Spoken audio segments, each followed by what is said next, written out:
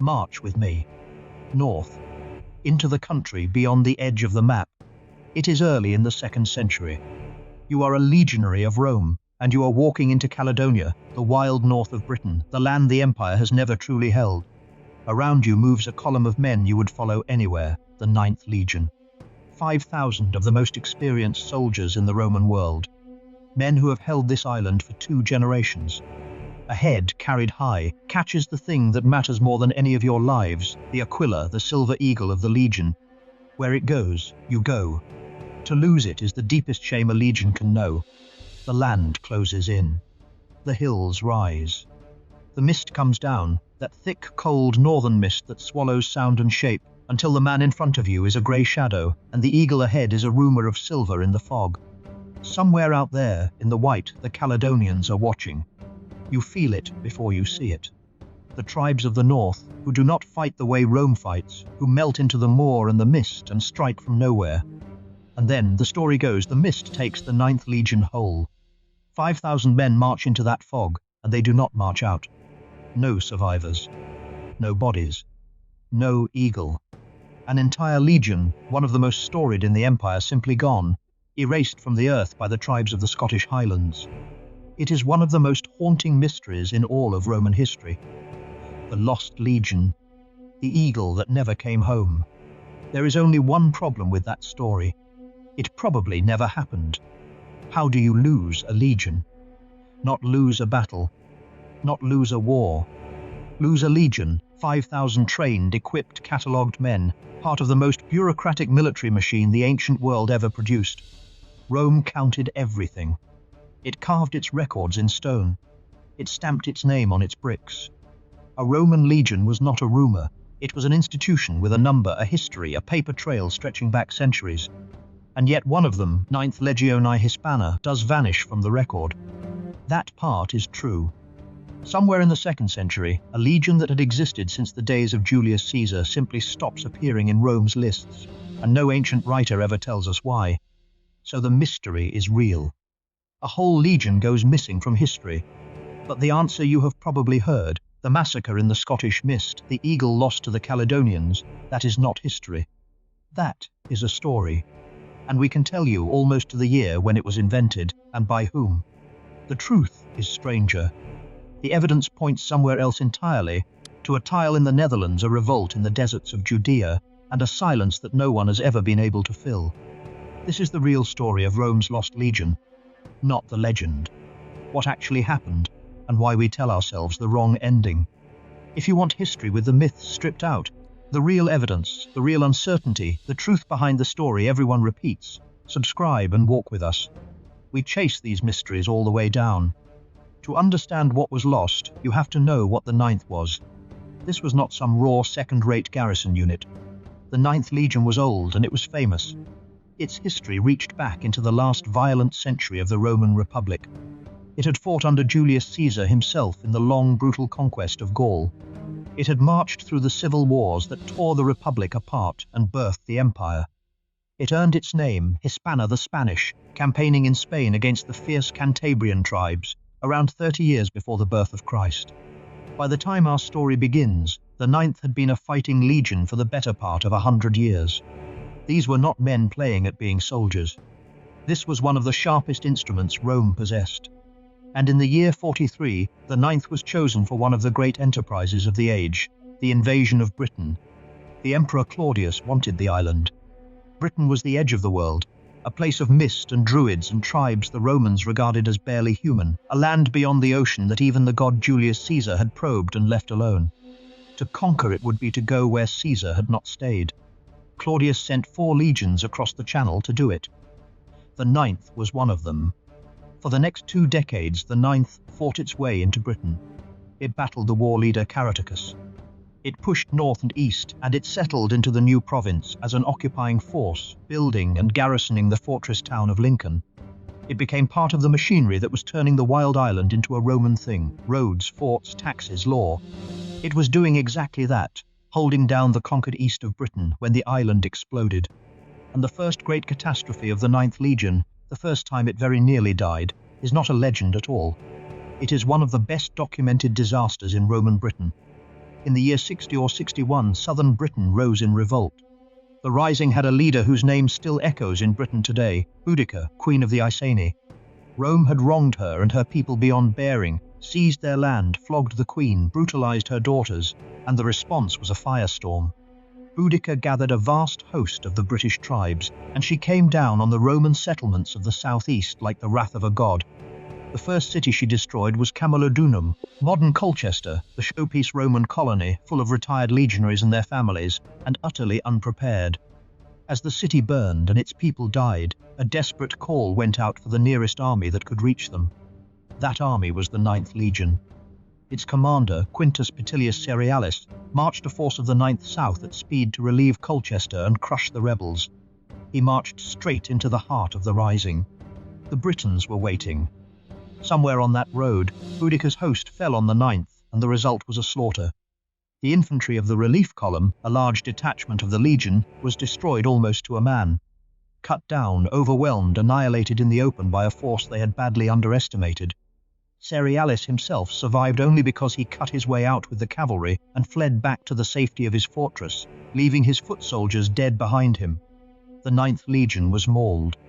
A significant part of its fighting strength was wiped out in a single afternoon by the armies of Boudica. Now, hold on to this, because it matters for everything that follows. This near destruction is real. We know about it because Roman historians wrote it down. There is a source. There is a story told at the time with a place and a commander and a cause. The legion survived it. It was rebuilt, reinforced, and it fought on.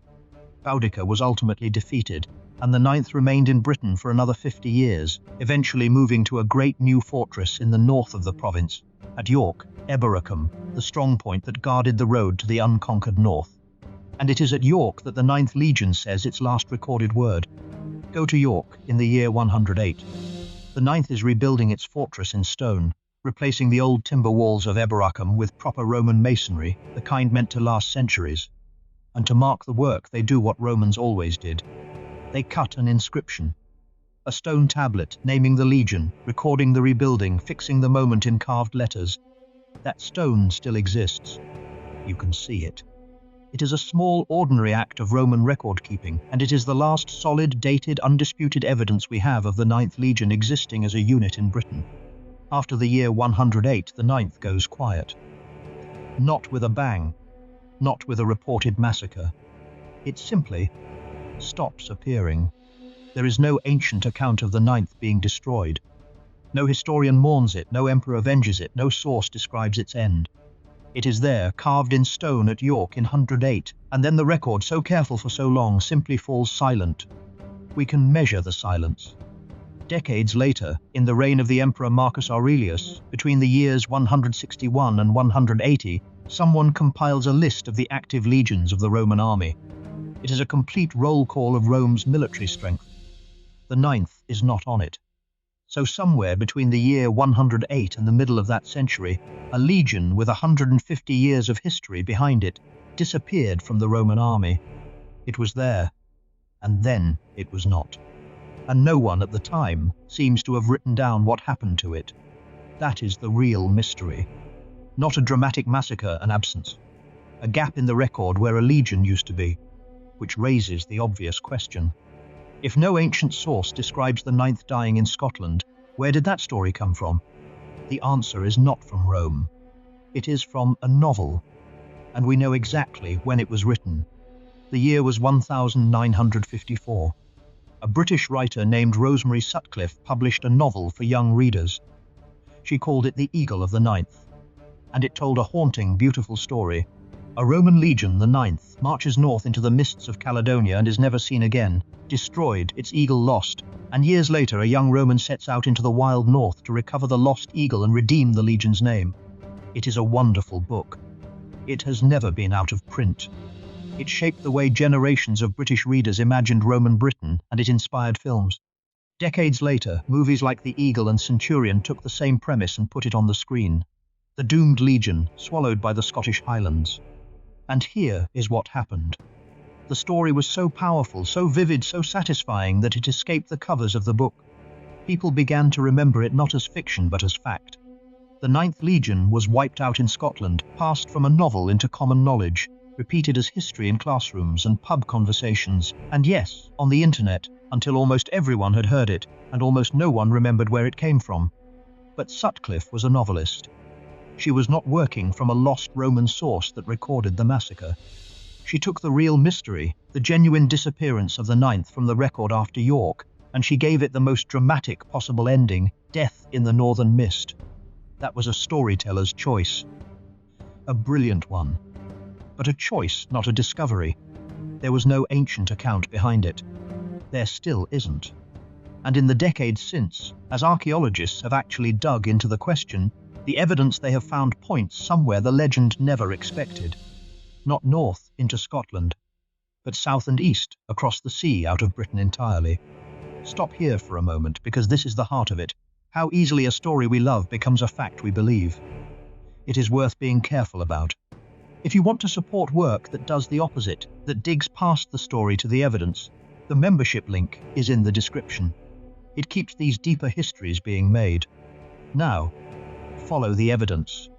Cross the sea from Britain to the mainland of Europe, to the Netherlands, to a Roman site at a place called Nijmegen, in Roman times Noviomagus, a fortress on the Rhine frontier. Here, archaeologists found something quiet and enormously important. Roof tiles and stamped fragments bearing the mark of a legion, and the mark was that of the 9th. Legio IX Hispana. Think about what that means. The stamps at Nijmegen appear to date from around the 120s, after the last inscription at York, after the point where the legend says the 9th was already dead in the Scottish mist.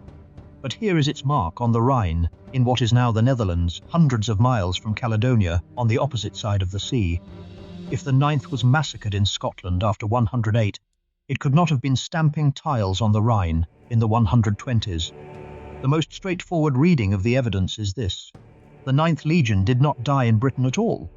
At some point after 108, it was transferred, pulled out of Britain, as legions often were, and moved to the continent, to the Rhine frontier. It left the island alive. Now scholars are careful here, and so should we be. It is debated whether these stamps represent the whole legion relocating, or just a detachment, a vexillation, a piece of the 9th sent abroad while the rest remained. The Romans split their legions like this all the time. So Nijmegen does not prove the whole story by itself. But it does something powerful. It breaks the legend. It shows the 9th, or a real substantial part of it, alive and active far from Scotland, years after it was supposedly annihilated there. The massacre in the mist becomes almost impossible. So the Legion left Britain. It went to the Rhine and beyond that into the vast machinery of the empire. And then it vanished. Which means the real question is not what killed the 9th in Scotland. The question is, somewhere out there, in the wider Roman world of the 2nd century, the 9th met its end, and we still do not know where. Here are the real suspects. Not a novelist's mist, the actual candidates historians argue over. The first, Judea. In the year 132, the Jewish population of Judea rose against Rome in a massive, ferocious revolt, the rebellion led by Simon Bar Kokhba. It was one of the bloodiest wars of the 2nd century. Roman losses were catastrophic. Ancient sources hint that at least one entire legion may have been effectively destroyed in the fighting. The timing fits. The 9th had left Britain. It could have been among the legions thrown into that meat grinder in the deserts of the east. Some historians believe the 9th died there, not in the Scottish reign, but in the Judean sun, fighting a rebellion 1,000 miles from the island it once held. The second, Parthia. A generation later, in the 160s, Rome fought a great war against the Parthian Empire in the east. Early in that war, the Romans suffered a serious defeat. It is possible the 9th, still soldiering somewhere in the Eastern Empire, was consumed in that campaign, destroyed on the frontier with Persia. The third possibility is closer to home and quieter. The great German historian Theodor Mommsen argued the 9th did die in Britain after all, not in a fantastical march into Scotland, but destroyed in a hard, unrecorded war against the Brigantes, the tribe of northern Britain, around the fortress at York during the reign of the Emperor Hadrian. And the fourth possibility is the least dramatic, and perhaps the most likely of all, that the 9th was never destroyed in a single catastrophe at all, that it was simply worn down, reduced, reassigned, its men folded into other legions, its number quietly retired by an administrator's pen. that there was no last stand, no lost eagle, no massacre, just the slow, bureaucratic dissolution of a unit that had outlived its usefulness. We do not know. That is the honest answer. Every one of these theories has supporters, and not one of them can be proven. The evidence runs out, and the silence begins, and the Ninth Legion marches off the edge of what we can know. We made something for the people who prefer the real mystery to the tidy legend, marked with the Eagle of the Ninth, the standard that was never, in fact, lost in any Scottish mist. If you want to carry it, the link is in the description. Here is what stays with you. 5,000 men. A legion older than the Empire itself, with a century and a half of history, a name, a number, a paper trail carved in stone across 3 provinces. And it slips out of the record so completely that 2,000 years later, the best historians in the world can only shrug and offer you 4 different guesses. If Rome, which counted everything, which stamped its name on its roof tiles, which carved its bureaucracy into granite, could lose an entire legion and forget to write down how, then think about how much of the past is simply gone. Not hidden, not waiting to be found. Gone. Fallen through the same silence that swallowed the Ninth. And notice what we did with that silence. We could not bear it. An unsolved absence is unsatisfying, the mind wants an ending. So a novelist gave us one, a beautiful, terrible death in the northern mist, and we took it and we made it true, because a story is so much easier to hold than a gap. That is the real lesson of the Lost Legion. Not what killed it, but how readily we fill the silences of history with the endings we prefer, and how much courage it takes, sometimes, to look at the gap and simply say, we do not know. The Ninth Legion did not vanish in the mists of Scotland. It vanished into something far larger and far quieter and far more permanent. It vanished into the parts of history we have lost forever. The Ninth Legion was nearly destroyed once, long before it disappeared, cut to pieces on a British road by an army led by a queen. Her name was Boudica, and she burned 3 cities and came within a breath of driving Rome out of Britain altogether. That story is next. Click it.